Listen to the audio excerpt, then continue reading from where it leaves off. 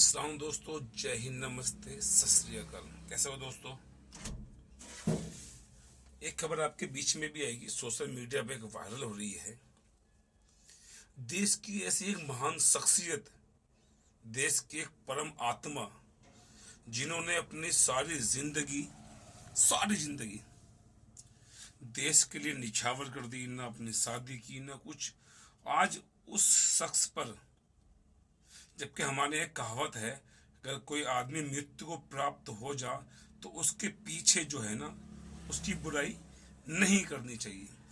लेकिन एक आज पाखंडी बाबा ने, आज एक ऐसे ही पाखंडी बाबा ने उस महान आत्मा पे ऐसे इल्जाम लगाए हैं।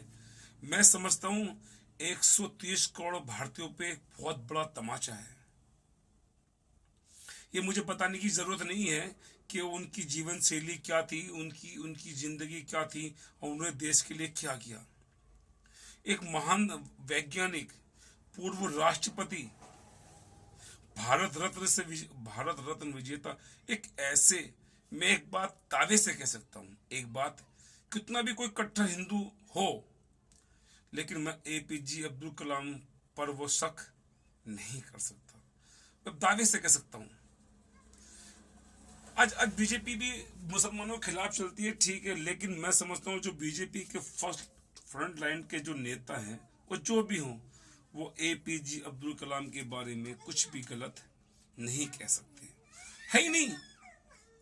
उन्होंने अपनी सारी जिंदगी जो है वो सिर्फ और सिर्फ देश के लिए समर्पित की है, और एक नालायक पाखंडी बाबा उनकी वो अस्मिता को धूमिल कर रहा है, और आप सब खड़े होकर देख रहे हैं बेशर्मों की तरह। आज मीडिया पे दिख ही नहीं रहा।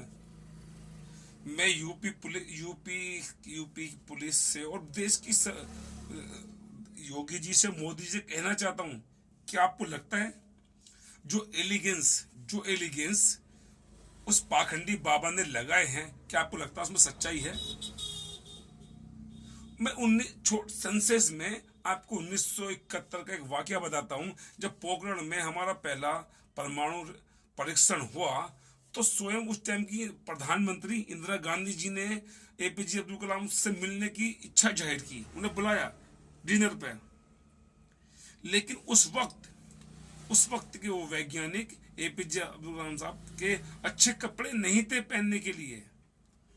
उनकी जमा पूंजी, जब वो मृत्यु को प्राप्त हुए, जब दुनिया से चले गए, पूरा देश गमगीन था। जब उनकी प्रॉपर्टी जो थी, जो उनकी की गई, तो क्या मिला दोस्तों? आप देख के हैरत में रह जाएंगे। हमारे देश का पाखंडी नेता, एक मामूली सा नेता भी, जिसकी प्रॉपर्टी करोड़ों में होती है, उनके पास क्या था? 2500 किताबें, 4 डीआरडीओ की यूनिफॉर्म और एक बंगला जो उन्हें मिला था, सब कुछ दान कर दिया। और एक बात संसद में और बता दूं, जब शायद आपको पता हो या ना पता हो, जब वो 5 साल राष्ट्रपति रहे, तो एक फल की गाड़ी डेली आती है, कंटिन्यू आती है राष्ट्रपति भवन में। जब उन्होंने देखा इतना फल, मेरे तो थोड़े से फल खाने, तो उन्होंने जो उनके कर्मचारी थे, जो अधिकारी थे, उनसे क्या कहा, आज से फल की गाड़ी इस राष्ट्रपति भवन में नहीं आएगी, और जो मुझे चाहिए आधा किलो 1 किलो फल, जो मुझे फल खाने हैं, आप जाइए बाहर दुकान से कलेक्ट कीजिए और मुझे ला के दिए, पैसे लेके जाइए और मुझे ला के दीजिए। एक ऐसे महान आत्मा के,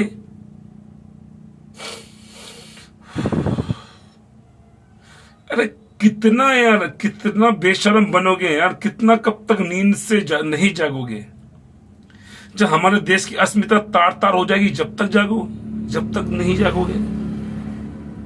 क्या आप मुझे कमेंट बॉक्स में जरूर बताइए। मैं, और दोस्तों, हमारा चैनल एबीसी भारत यूट्यूब पे भी है और फेसबुक पे भी पेज है। मुझे कमेंट बॉक्स करके जरूर बताना आपको, क्या आपको 1% भी लगता है कि एपीजे अब्दुल कलाम ने उस नालायक देश को अपने देश के परमाणु फार्मूला बेचा होगा या उसे कराया होगा? मैं जिसके लिए मुसलमान है, अस्तगफिरुल्लाह यार। जहां तक मेरा मानना है, देश का एक भी नागरिक, एक तो उस पाखंडी बाबा को छोड़ के, उस नालायक को छोड़ के, कोई एक्सेप्ट ही नहीं कर सकता कि देश के वो महान वैज्ञानिक उन्होंने ऐसा किया होगा। तो योगी जी और मोदी जी से कहना, अगर तो हमें दीजिए गाली, अब दीजिए ना। अगर वो गाली उन्होंने नौशाद अंसारी को दी होती तो आई डोंट केयर, ठीक है, डोंट भाई, मैं समझ लेता, कोई बात नहीं यार। लेकिन वो देश की एक ऐसी महान आत्मा जिन्होंने जब से वो उन्होंने स्ट्रगल स्टार्ट किया और अपनी आखिरी सांस तक देश के लिए जिए, तो मैं इस बात को फिर से कह दूं, देश के 130 करोड़ लोगों में से उस पाखंडी को छोड़ के शायद मुसलमानों से कितनी भी नफरत करने वाला व्यक्ति ही क्यों ना हो, वो भी एपीजे अब्दुल कलाम साहब को गलत नहीं बता सकता। तो मेरा ये मानना है कि उस पाखंडी को जल्द से जल्द सजा, गिरफ्तार करो, सब फांसी की सजा दी जाए। और ये सोचिए, जब ये बाहर देशों में वायरल हो रही है वीडियो, तो वो लोग, बाहर के लोग, कंट्री के लोग क्या सोचते होंगे? ये आज जो हमारे वैज्ञानिक काम कर रहे हैं, तो क्या सोचते होंगे कि वो कल उन पे ऐसे एलिगेशन लगाए जाएंगे? तो थोड़ी सी अगर नैतिकता 130 करोड़ भारतीयों में, थोड़ी सी उस पाखंडी को छोड़ के अगर थोड़ी सी नैतिकता अगर बची हो, थोड़ी सी भी नैतिकता बची हो, तो स्वयं, अब हाँ, एक बात मैं और कह दूं, अगर शाम को, रात को जब आप अपने बिस्तर पर लेटेंगे ना, थोड़ा सा मंथन करना, क्या ये सच है सच? अरे आज उनकी आत्मा अगर वो तो दुनिया में देख रही होगी, जिन्होंने एक पैसा कभी नहीं खाया, एक पैसे की रिश्वत नहीं ली, कोई गलत अपनी जिंदगी में कोई गलत काम ही नहीं किया, वो जब उसने अपनी पूरी जिंदगी देश के लिए लगाई है, अगर वो जब वो देख रहा होगा, तो दोस्तों आप हम सबको उनकी आत्मा धुतकार रही होगी कि वो सोच रहे होंगे कि मैंने ऐसे बेशर्मों के लिए अपनी जिंदगी खत्म की, मैंने अपनी जिंदगी ऐसे बेशर्मों के लिए खत्म की, ये ऐसे नालायक लोगों के लिए, जो देश में बसते हैं, जो इस तरह की बातें करते हैं। तो दोस्तों, मैं अपनी बात दिल में बहुत भड़ास थी जो निकालनी थी, मेरा बस नहीं चला है।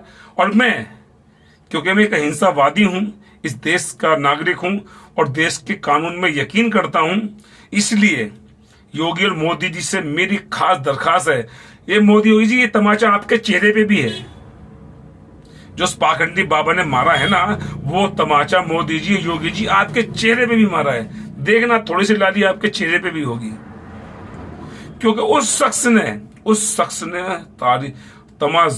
पूरी जिंदगी इस देश के लिए समर्पित की है। अगर आज ऐसे ही लोगों की हम अवहेलना करेंगे तो शर्म है हमें अपने आप पे। इसी के साथ एबीसी भारत से मैं आपका दोस्त नौशाद अंसारी, जय हिंद।